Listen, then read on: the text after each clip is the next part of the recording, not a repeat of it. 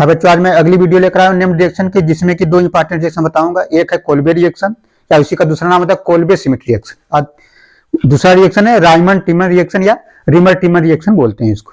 तो इसमें अंतर क्या होता है? देखिए, कोल्बे अपक्रिया और कोल्बे श्मिट अपक्रिया एक ही होती है, कभी इस नाम से आती है, कभी इस नाम से आती है। इसको पहले आपको समझना है क्या है। तो इसमें फिनाल की अपक्रिया कराते हैं। कोल्बे श्मिट अपक्रिया क्या होती है? इसमें फिनाल की अपक्रिया कराते हैं। यहां हो सकता है कि चमक रहा हो, ये फिनाल। इसकी अपक्रिया हम कराते हैं NaOH से कराते हैं। फिर जब NaOH से अपक्रिया कराते हैं तो यहां पे बना लेता है, क्या है? फिनाल। आप लिखते चलिए, बहुत इंपॉर्टेंट रिएक्शन है फिनाल। इसके बाद NaOH रिएक्शन कराते हैं, या यहाँ पे कह सकते हैं एक्वस NaOH होता है, ठीक है, जलीय होता है। यहाँ पे जो बनाएगा या रिएक्शन करके, तो ये बेंजीन पर फिनॉक्साइड आयन इसको बोलते हैं। इसको क्या बोलते हैं? Phenoxide ion. इसका नाम हो जाता है फिनॉक्साइड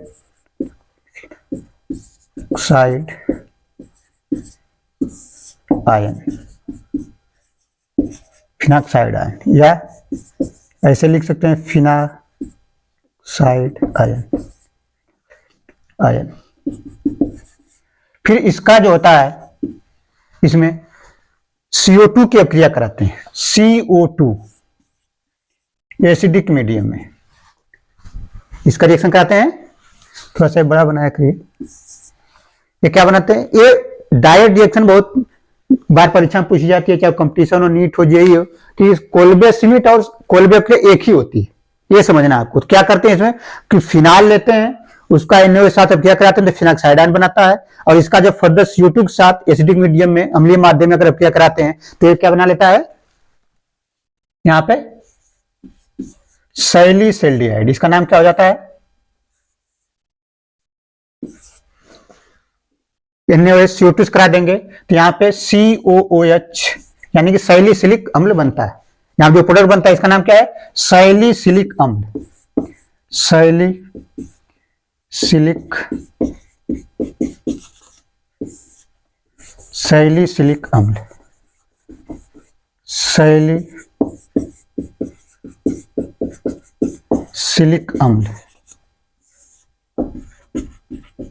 सैलिसिलिक अम्ल, या इसी को बोलते हैं, ऐसे लिख सकते हैं सैलिसिलिक एसिड। और इसका नाम क्या होता है? तो आप देखेंगे नाम एक प्रिंसिपल फंक्शनल ग्रुप होता है, ये साइड हो जाता है, यानी इसके बाद एक क्रम देखेंगे इसका। प्रिंसिपल फंक्शनल ग्रुप में पहले आता है, बाद में आता है। इसका नाम हो जाता है क्या? आर्थो हाइड्रॉक्सी बेंजोइक अम्ल। तो सैलिसिलिक अम्ल का नाम होता है आर्थो हाइड्रॉक्सी बेंजोइक अम्ल, बेंजोइक एसिड, ये नाम होता है इसका, आर्थो हाइड्रॉक्सी बेंजोइक अम्ल। इस प्रोडक्ट का नाम होता है, या इसका भी कहते हैं 2 हाइड्रॉक्सी बेंजोइक अम्ल। इसका दूसरा नाम क्या हो सकता है, या इसका नाम क्या हो सकता है दूसरा? 2 हाइड्रॉक्सी बेंजोइक एसिड, ये प्रोडक्ट होता है। यानी कि जो कोल्बे रिएक्शन या कोल्बे श्मिट अपक्रिया होती है, इसमें फिनाइल की अपक्रिया कराते हैं NaOH से, जो फिनॉक्साइड आयन बनाता है। फिर CO2 के साथ इसकी अपक्रिया कराते हैं तो सैलिसिलिक अम्ल, यानी कोल्बे श्मिट या कोल्बे का प्रोडक्ट क्या है, ये आपको याद रखना, सैलिसिलिक अम्ल, जिसका सूत्र ये। और ये क्या है? उसका नाम है, इसको पढ़ेंगे आर्थो हाइड्रॉक्सी बेंजोइक एसिड या 2 हाइड्रॉक्सी बेंजोइक अम्ल। इसका एसेंशियल बहुत इंपॉर्टेंट रिएक्शन है, परीक्षा में पूछी जाती है। दूसरी रिएक्शन है रिमन टिमन रिएक्शन, या राइमर टिमन रिएक्शन भी बोलते हैं इसको। राइमर टिमन अपक्रिया दोनों एक साथ चलते हैं, क्योंकि दोनों ही फिनाल की अपक्रिया होती है। इसी तरीके की मिलती जुलती अपक्रिया, इसलिए पूछ ली जाती है। ये दूसरी रिएक्शन है रीमर भी पढ़ा जाता है और राइमर भी पढ़ा जाता है। Reamer Tiemann अपक्रिया, reamer Tiemann reaction, ये इसका नाम होता है।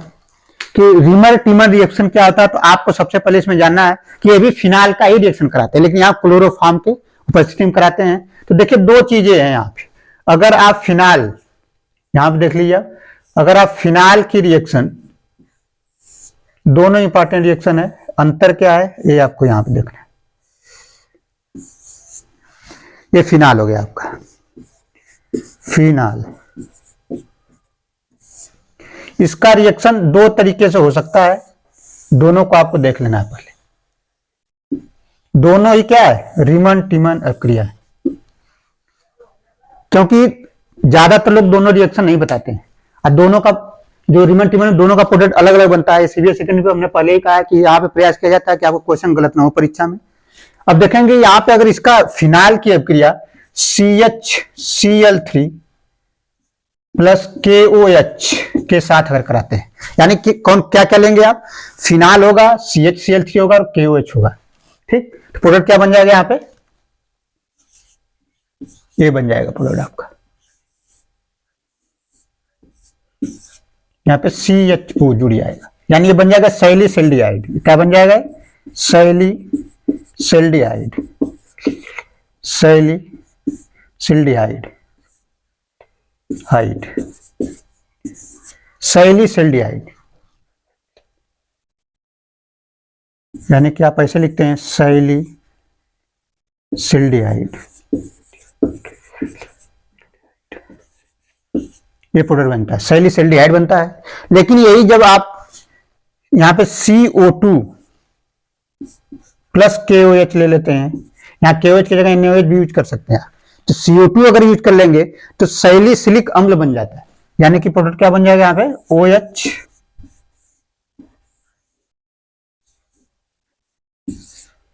यहाँ पे ये प्रोडक्ट बनता है, यानी कि सैलिसिलिक अम्ल बनता है। क्या बनता है, सैलिसिलिक अम्ल, सैलिसिलिक एसिड या अम्ल, इसका नाम होता है सैलिसिलिक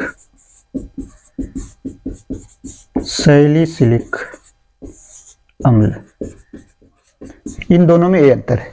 क्या याद रखना है कि राइमर टीमन या रीमन टीमन अभिक्रिया में फिनाइल की अभिक्रिया जब क्लोरोफॉर्म और क्षार को एक साथ कराते हैं तो यहाँ पे सैलिसिलिहाइड प्रोडक्ट बनता है, यानी कि CHO ग्रुप यहाँ जुड़ जाता है, यहाँ पे जुड़ जाता है बेंजोइक, यानी कि बेंजोइक ग्रुप हो जाता है, यानी कि यहाँ पे क्या बोलेंगे, सैलिसिलिक अम्ल बोलेंगे इसको।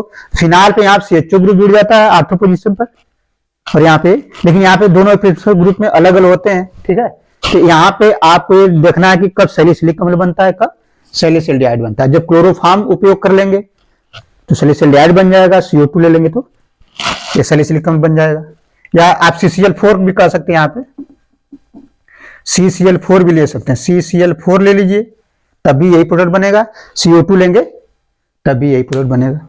इसके बाद आपको और नेम रिएक्शन मिल जाएगी अगले वीडियो में। थैंक यू, धन्यवाद।